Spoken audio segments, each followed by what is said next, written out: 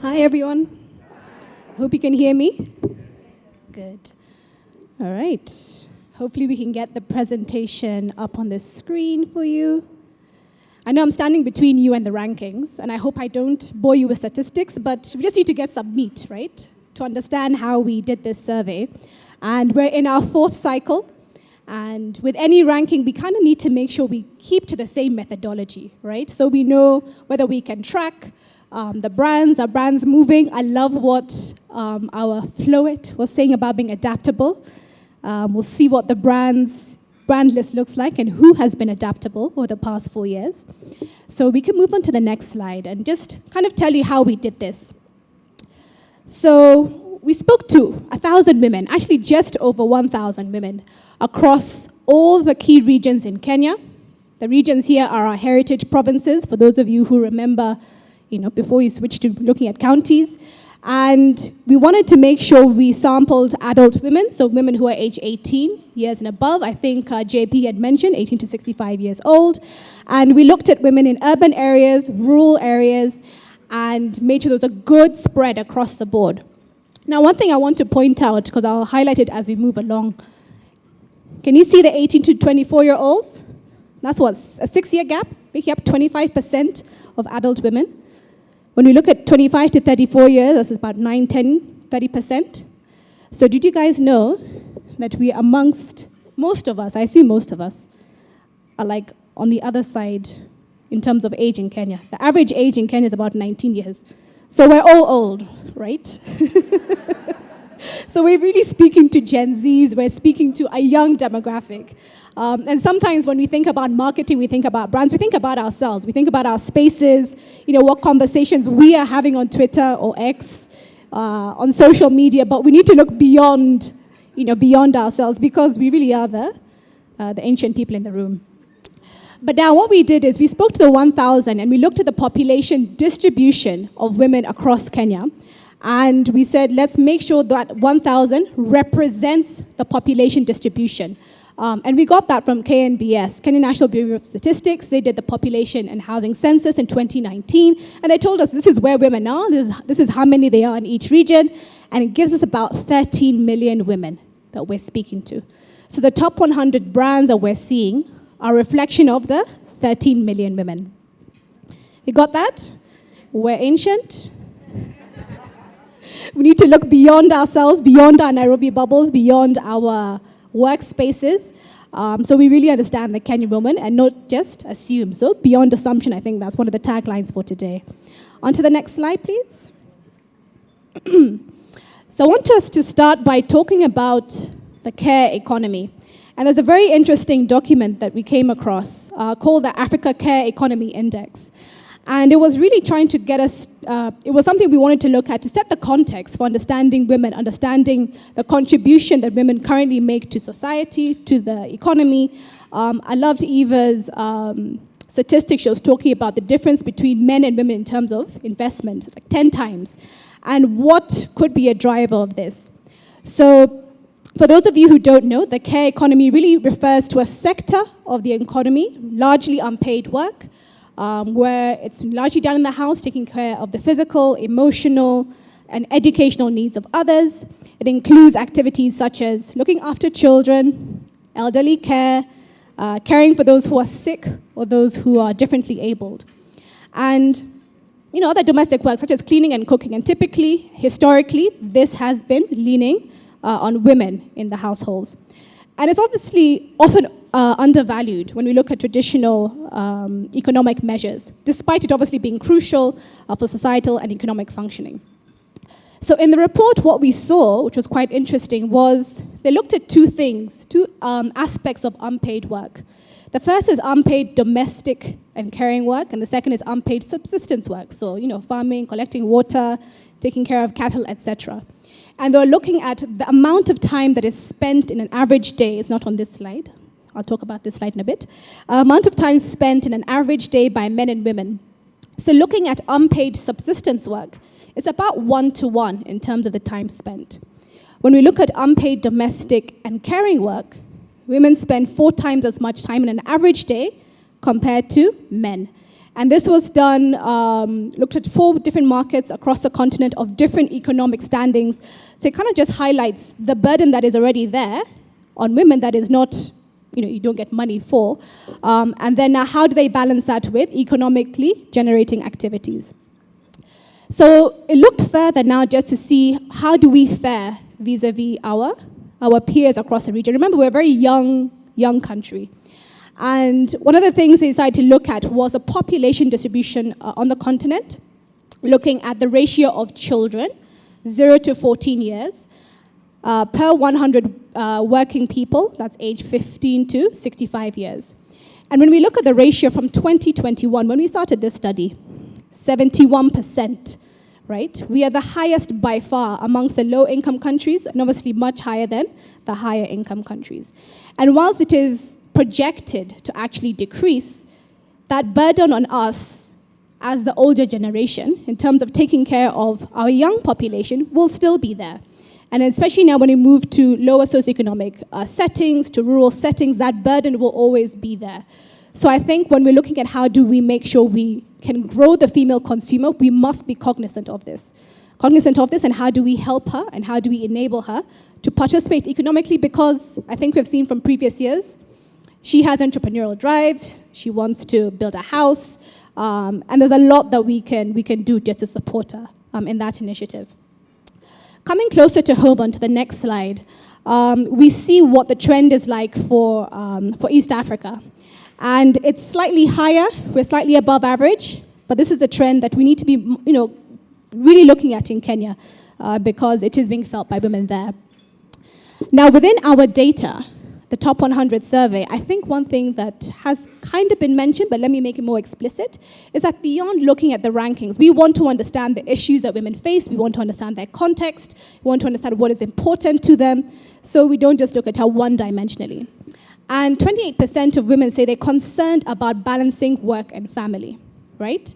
And it's particularly urban dwellers, which makes sense if you think about how our society is set up. Within rural areas, you get kind of more support from neighbors, family, extended family, when it comes to balancing work and family.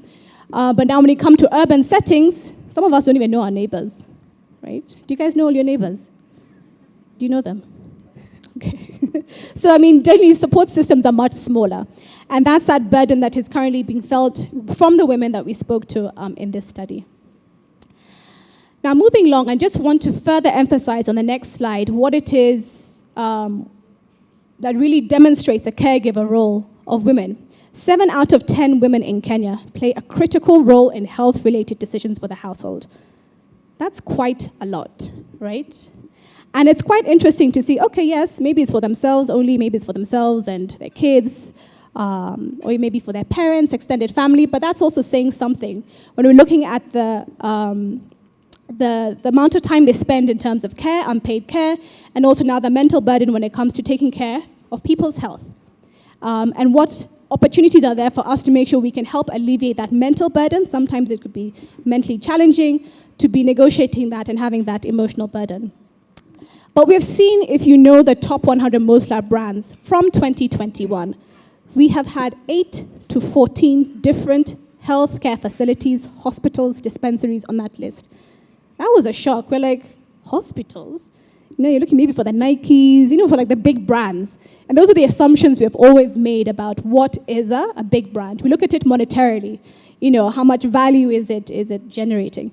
But when we look at brand love, there's something that really tells us that this is a very important issue for women on a day-to-day basis. If you can have 8 to 14 different brands, and especially local brands, county hospitals, being mentioned in a list, that is telling. And I think something that we are not always aware of, but let's just keep in mind. Keeping in mind what is her role and what is her context. And I think what was mentioned about the maternity wards, that was something that came up. Prenatal care, postnatal care, I think, Rachel, you had mentioned it. These are things that have come up as really, reasons why they do like these facilities. Remember, we're a very young population. And there's one statement that we looked at in the data where we were asking about some of the concerns women have, and access to quality healthcare was one of them. I think it's amongst the top 5. So it is a key issue, obviously, particularly for women at the bottom of the pyramid. So something for us to keep in mind.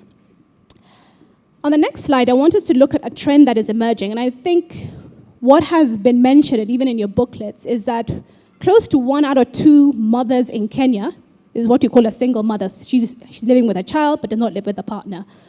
And that's something that has been there, and something that actually popped up. Like, what is the situation when it comes to households and the profile of households today when we're thinking about marketing to families? But there's another trend that's, we're seeing globally called sandwich homes. And it typically refers to adults who are taking care of their children, but also living with their parents or elders. And they're taking care of 2 generations at the same time. And whilst we know in general this is something that happened during COVID, people, because we lost jobs and things are a bit tough, so people, tend to move in with each other. But now that we're out of that, we're seeing that from the data we're able to track and see this seems to be a trend that we need to watch out for. 7.8% of women, actually, in Kenya are young single mothers who are living with their parents. We tend to find them a bit more in the rural areas. They're 25 to 34 years old, but they're also unemployed and looking for work, and they don't have access to start a business, access to capital to start a business. So there's something there about how do we help her when it comes to her financial planning. Now, on to the next slide. We did actually have another question where we asked, do you leave financial planning to someone else, or do it yourself? And at least 2 out of 5 of these households, the woman leaves financial planning to someone else, likely her parents. But I don't want us to forget that 3 out of 5 women who are taking care of their children, but also taking on the financial burden of their parents who they're living with. So something for us to keep an eye out for. Right. Okay. I think we can move on, and I want us to look a bit about how she interacts with brands. And I'll start with financial services because 87% of women say they are affected by the high cost of living. We know this. This is something that's been trending, something we've been seeing for a long time. But when we wanted to look at the financial channels that she uses to help her navigate the space, 68% say, yes, I'm a customer of mobile money. 33% say they are a customer of a money lending platform, and 29% speak about banks. I don't know, I was like, okay, wow. Money lending platforms have overtaken banks and traditional financial institutions. And it's interesting because I've seen this is likely driven by mobile. And we looked further in the data and we saw there's an 18% growth in daily usage of mobile money applications since last year. So this is how women are trying to finance their lives, looking at what they're dealing with today. And there's something to say about mobile, right? They're clearly engaging with more mobile, and that's a platform that is something to watch when we look at how do we connect with her into the future. So on the next slide, we went further to just see, okay, what kind of phones do women have? Now, 96% of women have a mobile phone. 52% of them have a smartphone. And this number has been growing over the past 4 years. I think last year it was about 46%. This has gone up by 7% in terms of access. And when on the next slide, when we look at what they're doing on their smartphone on a daily basis, the normal things we know, there's mobile money, there's chatting, there's browsing the internet, but we're seeing a lot of interaction now with audio and video content over static content. So that competition for content is really, there's a lot of fragmentation. I know personally, I'm here trying to navigate when I get home, is it Netflix? Is it my YouTube? Or is it TikTok? TikTok has a very good algorithm. But we're seeing that watching TV, voice calling, posting stories on social media, listening to music, video calling, playing games, they're doing this on a daily basis. At least 30% of them, or 25 to 34% of them are doing it. And then posting pictures on social media. We know that static media is reducing. We've seen how the reels and videos are coming up. But we're seeing this on a large scale, specifically for women, not just in urban areas or in Nairobi, but across the board. So something for us to consider as we create solutions to maybe help her with her financial planning, helping her navigate her space, and engaging her to connect with our brands. Now, the last thing I want us to look at is, on the next slide, is the retail sector. Similar to what we saw within the healthcare sector or healthcare-related decisions, 70% of women personally shop for their groceries. And obviously that means they control what is happening in the house. That example, Zuhura, you gave about that ad, it can be a bit ignorant because we're looking at the people who are going to purchase the products. You're possibly alienating them with advertising that does not connect with them and is not a reflection of them truly. And within these 70% of women, 92% are loyal to their favorite retail outlet. So the ones that they go to are the ones that they actually say, these are my favorite. And this cuts across your large-scale retailers. I see Naivas, Quickmart in the room, but also your small dukas. When we go into granular data, we're saying, Mama Mary's shop is my favorite brand. These are not things that you expect. But these are still deemed their favorite brand. As much as they might be aware of larger brands, it's something for us to be cognizant of. And whilst we do like brick and mortar, we're seeing 12% of women who shop at brick and mortar actually also shop on e-commerce platforms. And this has actually increased twofold compared to last year. We have seen the smartphone has increased by 7%. Right? Now we're seeing the number of people who are shopping for themselves online has increased twofold, and we're seeing them interacting with more e-commerce platforms.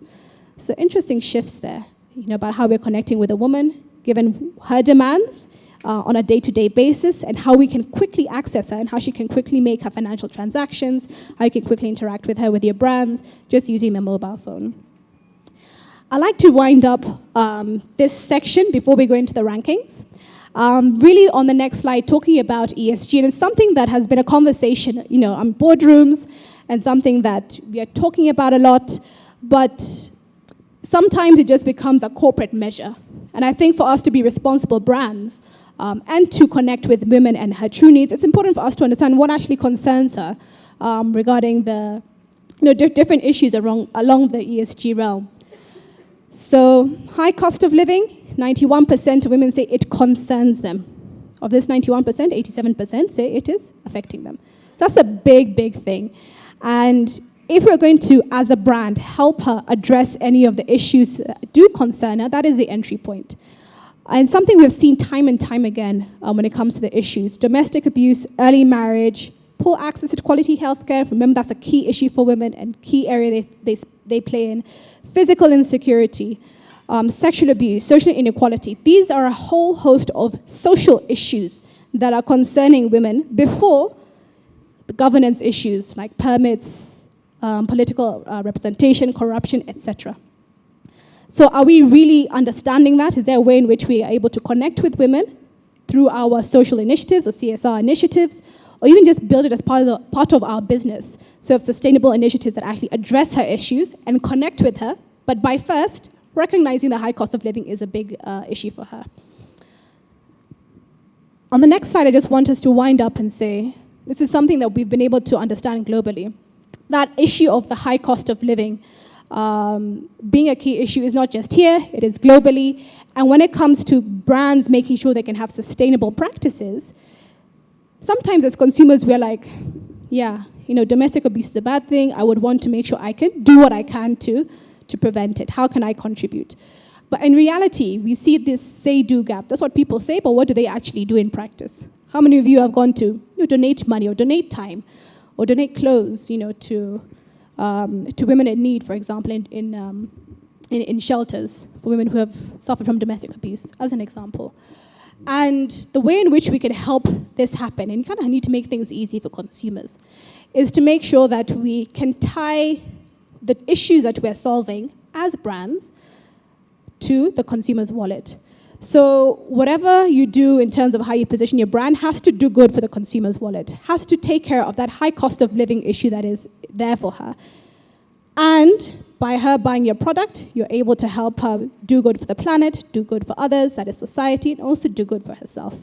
So I want to challenge us, so challenge brands, not just to work on our price, promotion, affordability, that's important.